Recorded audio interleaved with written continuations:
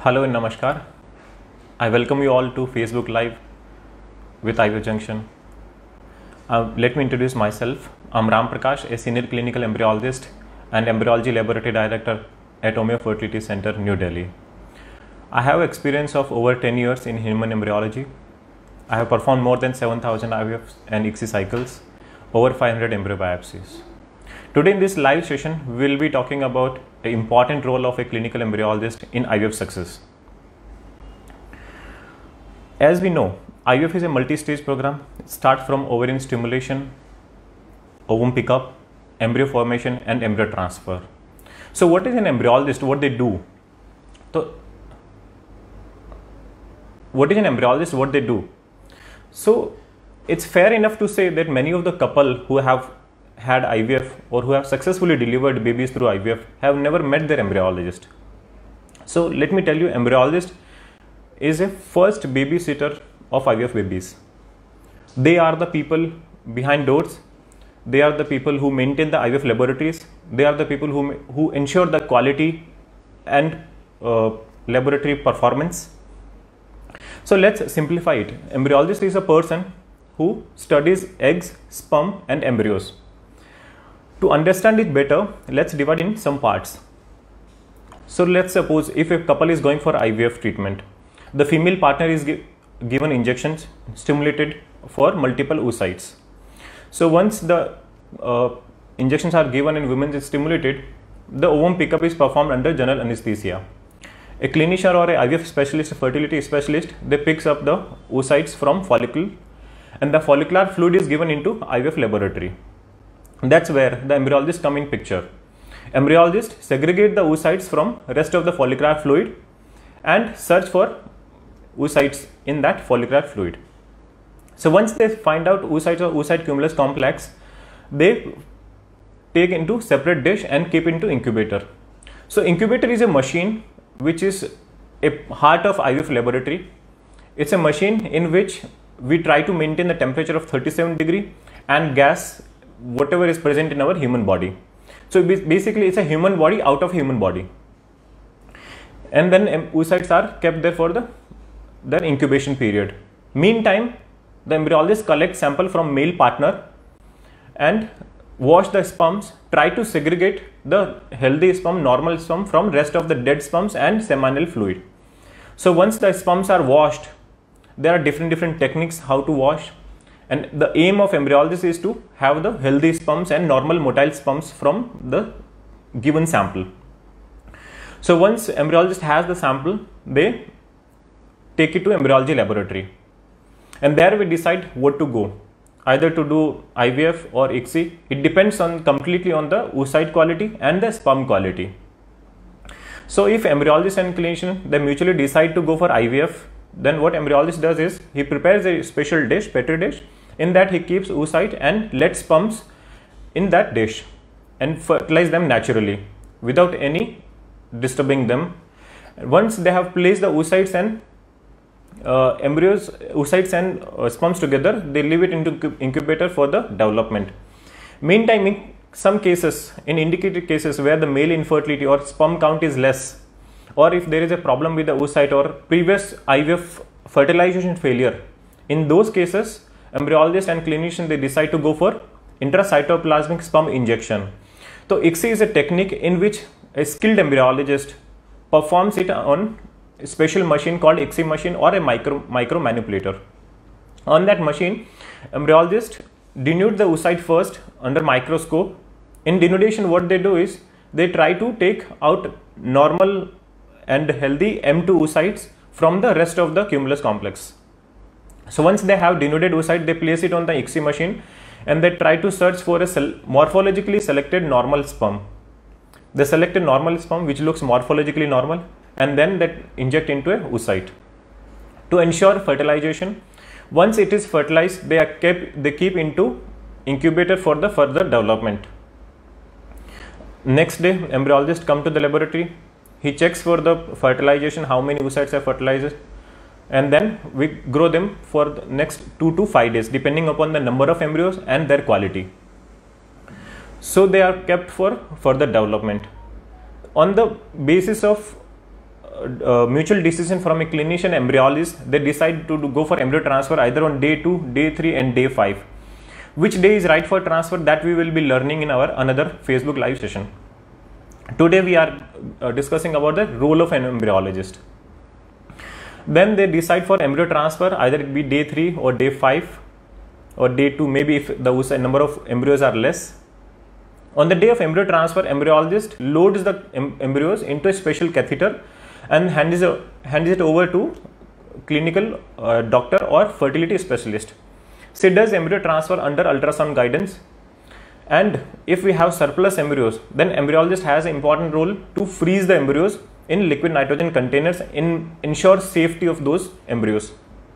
So in case of patients where we have multiple embryos and we cannot transfer all embryos in one day, so we'll transfer only 2 or maximum 3 if it is a day 3 embryo, or 1 or 2 blastocysts if it is a day 5 embryo.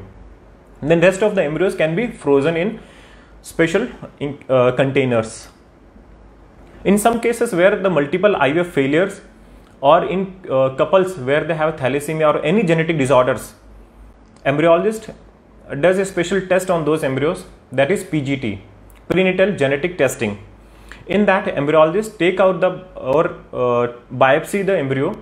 They take out 1 to 2 cell on day 3 embryo or 5 to 8 cell on day 5 embryos, blastocyst. Then they send these embryos to these cells to genetic laboratories. There they rule out the chromosomal abnormalities and if there is any genetic disorder on those embryos. So once we have the reports are out from the laboratory, we discuss it with the patient, we discuss it with the clinician, and we decide to do embryo transfer only for the embryos which are normal. So these all are important role of an embryologist. Apart from this, embryologist has the huge responsibility to maintain the IVF laboratories. So it is embryologist plays a very important role in IVF success, and it's basically IVF is a teamwork and embryologist is one of them. So it is very important that whenever you are planning for any IVF cycle or whenever you are going under IVF process or ICSI process, it is important to have an embryology consultation with your embryologist. Now, how to decide which laboratories are good and how to decide how to trust your embryologist. So it is very important that whenever you meet your embryologist, ask all your queries related to your genetic material, your sperms, your oocytes, their quality, your embryo development state, and also you can request your fertility clinic to show your embryos before your embryo transfer, or else you can have picture of your embryos. That's what many of us, that's what we call it, a first click of baby. So these are the important thing, and also it is very important to know that because your sperms and eggs are your genetic material, you are handing it over to your IVF specialist or fertility specialist or embryologist. It is important to check that either they are properly trained or they are highly skilled embryologists or not. And before going any of the fertility treatment, it is important to see the centers, their qualities, their work culture, and IVF lab plays a very, very important role in IVF success. So it is important that you, before enrolling into IVF program, you must check the laboratory of the IVF center, how they are, what air quality they are maintaining. So embryologist has all these important role to maintain the air quality, to ensure safety of your embryos, and to have the lead test machine in the IVF centers. It is also very important to check the witnessing system in your IVF center, that there is no mix up happening, or it is important to give your trust, your genetic material to embryologist. So with this, if you have any queries relating to embryology, or if you need any embryology consultation, you can write us down in your comment section, or else you can visit us personally at Omia Fertility Center, Safdarjung Enclave, New Delhi. So there are few questions, we will be taking that from this live session. So first question is from Mansi: is embryo freezing is the right choice? Yes, depending upon the situation. If we have, as of now, more than thousands of babies have born through frozen embryo transfers, and recently we had an article in which a baby was born from 20 years frozen embryo. So it is completely safe to freeze your embryos, and it is always advised in cases where the ovarian hyperstimulation happens in IVF cycle, it is always advised to freeze your embryos and transfer into next cycle.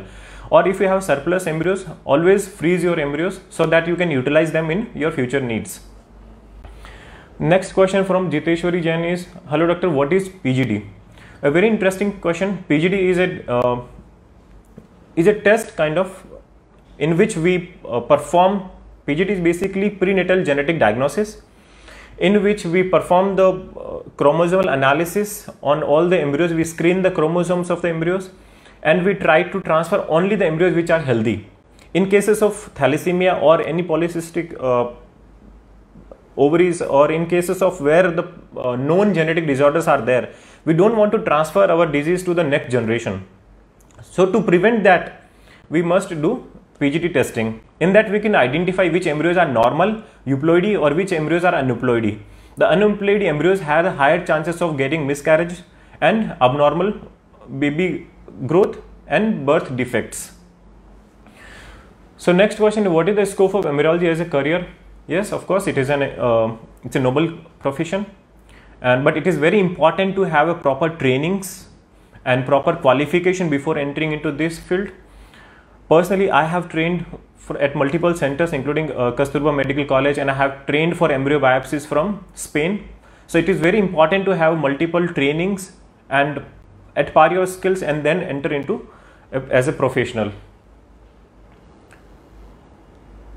What next question is from Rishi Nagpal, what are the conditions during fusion? So this is a bit confusing question. So basically, as I understood, the fusion means you want to know about fertilization.